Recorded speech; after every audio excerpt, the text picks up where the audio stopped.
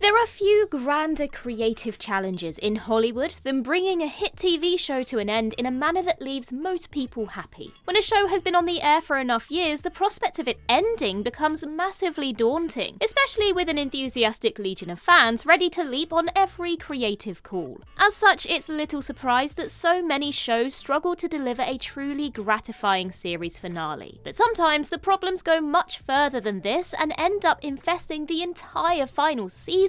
So with that in mind, I'm Ellie with What Culture, here with 10 TV shows that failed spectacularly in their final season. Number 10, Game of Thrones. Let's get the most infamous example in recent times out of the way first. Game of Thrones' 8th season was a crushing, agonizing disappointment, enough that some fans now consider the entire series ruined. It's telling that HBO's generally stellar adaptation of George R.R. Martin's fantasy novels fell out of cultural discourse near immediately after its final season finished airing. So infuriated were fans by its perceived failures. Indeed, its rushed, clumsy 6-episode final volume only proves that much more maddening because the show had hit such stratospheric highs in the years prior. It was later widely reported that the creators of the show were keen to wrap the show up and move on to other projects, but in turn, they aggressively truncated numerous crucial storylines and character arcs which ultimately failed to convince. Worst of all, of course, was Daenerys' hurried, unpersuasive heel turn and eventual demise, and the wildly unpopular decision to crown Bran the new king of the Seven Kingdoms.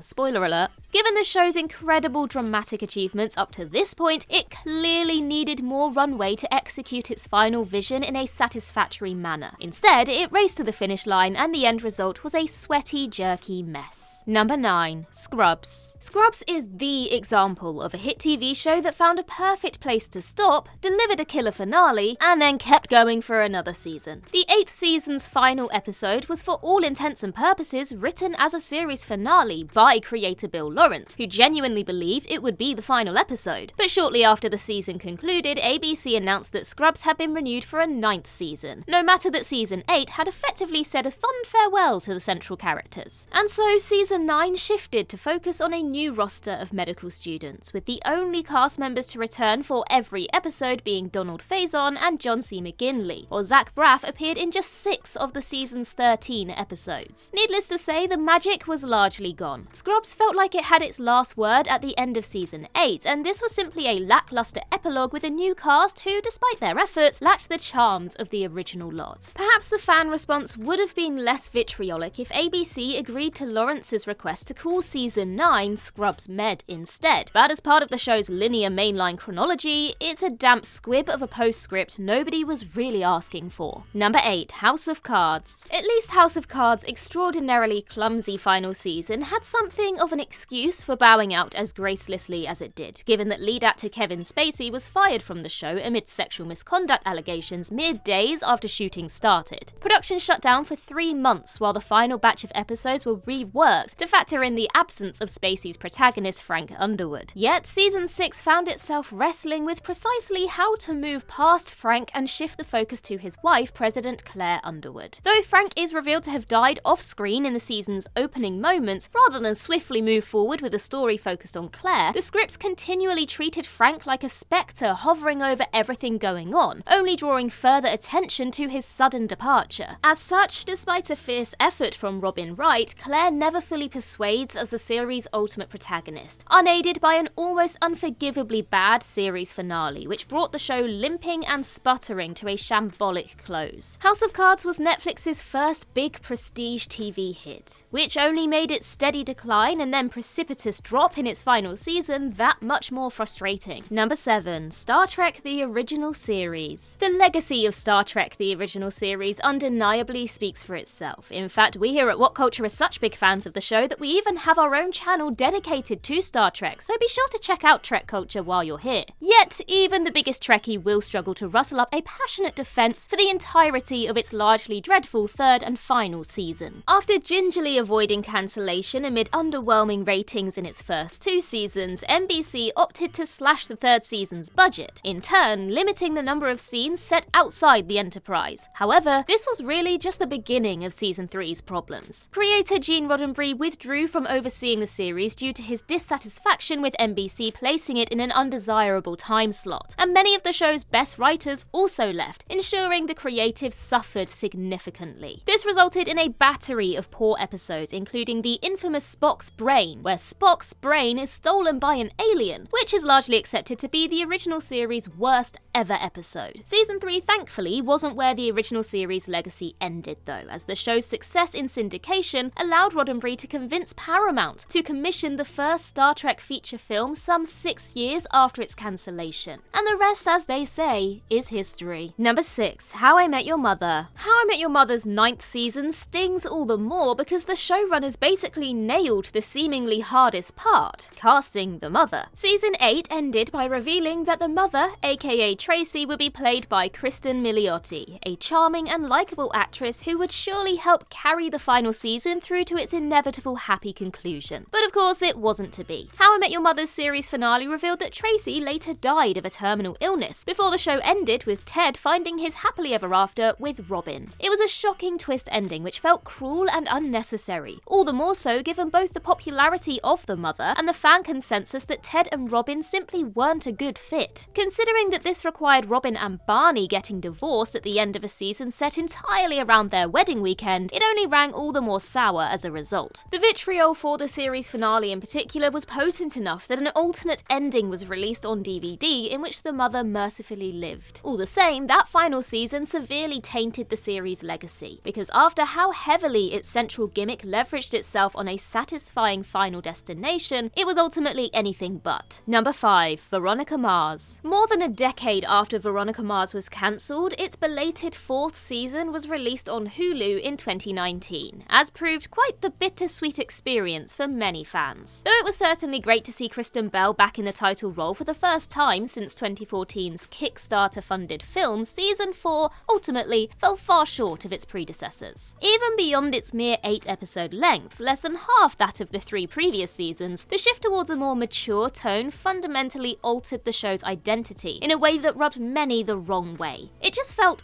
off. But what truly sealed Season 4's fate was the wildly unpopular twist ending, where Veronica gets married to her boyfriend Logan only for him to be killed by a car bomb in the finale's closing moments. Again, spoiler alert. Plus, with Hulu deciding not to move forward with a 5th season, it currently stands as the show's miserable conclusion, as understandably left fans apoplectic. Series revivals which take a departure from their prior glories can work, but Veronica Mars made all the wrong calls in its final run of episodes. Number 4. Weeds. It's a common opinion among fans of Showtime's dark comedy series Weeds that it probably should have ended at Season 3, when widow-turned-weed dealer Nancy Botwin burned down her neighbourhood in order to cover up her criminal activities. But Weeds limped on for 5 more seasons, with the law of diminishing returns kicking in harder with each passing year, culminating in the shambles that was Season 8. By this point, the show's central characters had become firmly flanderized parodies of their former selves, and Nancy, most of all, was an almost irredeemably unlikable presence. The storytelling was a pure slog, simply hovering in place until the series finale, when it delivered a sentimental, happy ending for the Botwins and company that felt wholly unearned. By the time Weeds finally wrapped up, all but the most die-hard fans had been checked out for at least a few years. Number 3. Nip Tuck.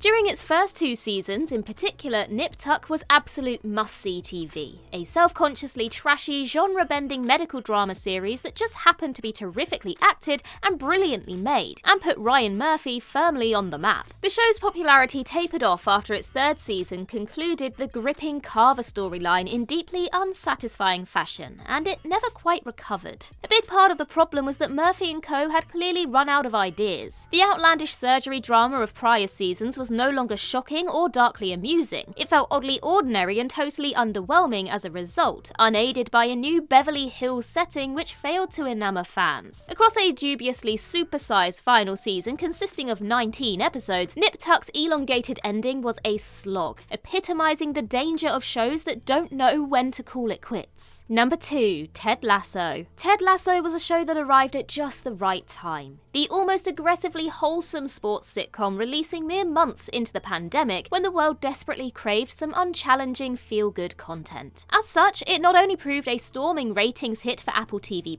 but won numerous Emmys in its first season, including Outstanding Comedy Series. Season 2 didn't rouse quite the same fervour, yet was still largely raved about by critics and fans alike. The recently concluded third season, however, is overpowering proof of what can go wrong in a hit show's final stretch. Some felt that the episodes were just way too long. Far from the breezy half-hour runtimes of the first season, several episodes in season 3 ran well over an hour without any way justifying it. Beyond that, some fans were disappointed with the decreased emphasis on football over character drama and a number of ill-advised subplots, namely a leaked sex tape storyline delivered without a shred of subtlety or finesse. And then there's the characterization, with numerous characters either having curtailed, incomplete or unsatisfying arcs, and many fans feeling especially shortchanged by Nate's role this season. Now personally, I'm a big fan of Ted Lasso, and while I do agree that the third season wasn't necessarily the best of the three, I don't think it was a total disaster. I do feel that there were some story arcs and character arcs that felt incomplete by the end, but personally I enjoyed the longer runtime, and I think that the shift from focus from the football to the characters made it appeal to a wider audience who may not have watched it if it was solely focused on the football side. But let us know in the comments down below, what are your thoughts on season 3 of Ted Lasso? I'd be interested to know. Number 1. Teachers. Teachers was one of the UK's water cooler shows at the turn of the century, a deftly written dramedy centred around a group of secondary school teachers going about their lives both at work and at home. What made Teachers such brilliantly compulsive viewing was the superb dynamic between the central cast, especially protagonists Simon and fellow teachers Brian and Kurt. Andrew Lincoln ended up leaving the show in its second series, at which point Brian and Kurt became the focus for the third, though they too made their own exit once Series 3 was in the can. And so, in a bizarrely mean-spirited attempt to clean the table in the most needlessly bleak manner possible, the fourth and final series opened with the revelation that Brian, Kurt and fellow teacher Matt had been killed in a car accident. As if that wasn't bad enough, the two remaining characters from the ensemble then pissed on their graves. The series took place at a new school, and the storylines got steadily more ridiculous in an attempt to compensate for the absent cast members. Teachers' legacy as a gemstone of early noughties British TV can't ever be undone, but that dreadful fourth series certainly put it to the test. And that concludes our list. Now, as I myself have proved, not everyone is going to agree with every entry on this list, and we'd be interested to know your thoughts in the comments down below, but just remember to be kind. Everyone's entitled to their own opinion. But while you're there, don't forget to like and subscribe and tap that notification bell, and also head over to Twitter and follow us there. I can be found across various social medias just by searching Ellie Littlechild. I've been Ellie with What Culture. I hope you have a magical day, and I'll see you real soon.